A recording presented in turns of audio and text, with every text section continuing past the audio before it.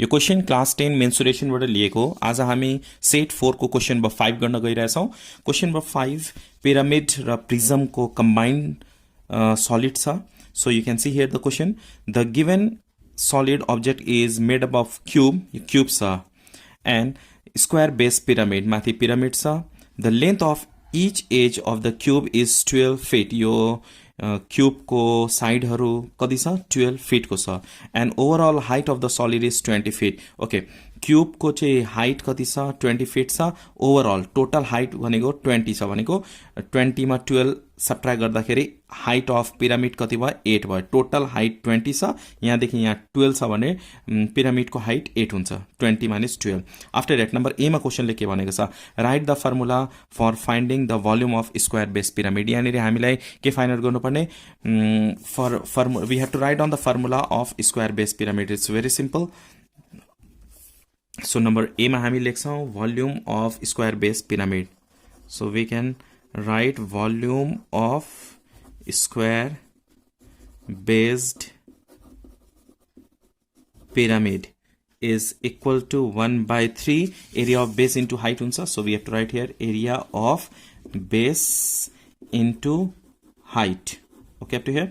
so 1/3 area of base भनेको a square into h। 1/3 a square h यो भयो। after that number b question b मा question ले के भनेको छ, find the slant height of the pyramid। here we have to find out slant height of the pyramid। slant यहाँनिर के vertical height हामी find out गर्न सक्छौं and base पनि दिएको छ। vertical height कसरी find out गर्ने, total height भनेको कति छ 20। यहाँनिर overall height भनेको छ 20, total height 20 छ and height of cube यहाँ यसको height cuboid को height 12 छ। so 20 मा 12 सब्ट्र्याक्ट गर्ने height of pyramid आउँछ। so we can write here length is equal to length of base भनेको छ length of base a is equal to 12 feet। okay र height of pyramid find out गर्ने, height of pyramid h is equal to 20 minus 12 is equal to 8 feet। okay up to here। now we have to find out slant height। हामीलाई के find out गर्नुपर्ने छ त्यहाँनिर, we have to find out slant height।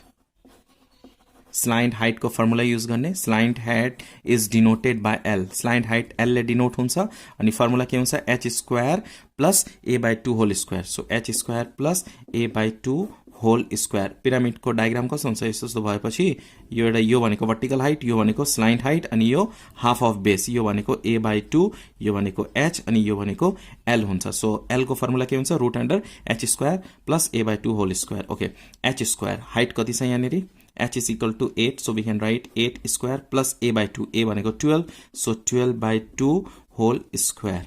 okay up to here। so 8 square भनेको कति हुन्छ root under 64 plus 12/2 भनेको 6 square भनेको 36 is equal to root under 100 is equal to 10 feet. So यहाँनिर स्लाइन्ट हाइट कति आएको छ, therefore slant height L is equal to 10 feet। okay up to here। after that यहाँ हेर्नुस् क्वेशन नम्बर सी मा क्वेशनले के भनेको छ, is rupees 3500 sufficient for coloring the roof of the pyramid when the cost per square feet is 15। write with reason। अब यहाँ क्वेशनले के भनेको छ भने 3500 इज सफिसिएन्ट, 3500 चाहिँ सफिसिएन्ट छ कलर गर्न। केमा कलर गर्न लागेको छ, रुफमा कलर गर्न लागेको छ। हामीले रुफमा कलर मात्र गर्ने, यो क्यूबमा प्रिजममा कलर गर्ने होइन, रुफमा। यो कतिवटा रुफ छ यहाँनिर, कतिवटा फेसेस छ रुफको, 4वटा हुन्छ। यो पिरामिडको फेस कतिवटा हुन्छ, 4वटा फेसेसहरु हुन्छ। पिरामिड ट्रायंगुलर फेसेस कतिवटा हुन्छ 4। यो फ्रन्टको लेफ्ट साइड, राइट साइड अनि ब्याक साइड 4 फेसेस हुन्छ भनेको एलएसए फाइन्ड आउट गर्ने। सुरुमा हामी एलएसए फाइन्ड आउट गर्नुपर्छ and then we have to multiply with rate. If 3500 भन्दा बढी आयो भने इट्स नट सफिसिएन्ट, त्यो भन्दा कम आयो भने सफिसिएन्ट भन्ने। So let's find out lateral surface area LSA of pyramid। so number C मा हामी यहाँ find out गर्छौं LSA अफ पिरामिड रुफ भनेको रुफ कलरिङ द रुफ भएपछि क्वेसन हामीले के फाइन्ड आउट गर्नुपर्छ lateral surface area area of 4 triangular faces भनेको lateral surface area so LSA of pyramid find out गर्ने इज इक्वल टु फर्मुला के हुन्छ 2AL 2 into A को भ्यालु कति हुन्छ what is the value of A base length of base 12 छ so 12 slant height is equal to कति आएको छ 10 so we have to write here 10 multiply गर्ने 240 फिट स्क्वायर एरिया जहिले पनि स्क्वायरमा हुन्छ सो स्क्वायर अब रेट अफ कलरिङ यहाँनिर दिएको छ rate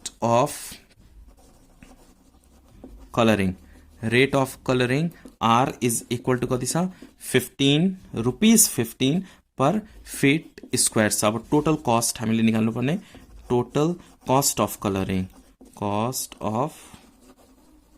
colouring C is equal to formula के हुन्छ एरिया इन्टु रेट एरिया कति छ यहाँनिर 240 so we have to write here 240 into rate कति छ 15 यो दुईटा मल्टिप्लाई गर्ने रुपीस कति हुन्छ let's multiply we get here 3600 तर यहाँ क्वेसनमा के भनेको छ 3500 इज सफिसिएन्ट क्वेसनले के भनेको छ यहाँ 3500 इज सफिसिएन्ट यो यति चाहिँ सफिसिएन्ट छ कलर गर्नलाई हैन किन कलर गर्नलाई हामीलाई कति चाहिएको छ 3600 so at last we have to write therefore no rupees 3500 is not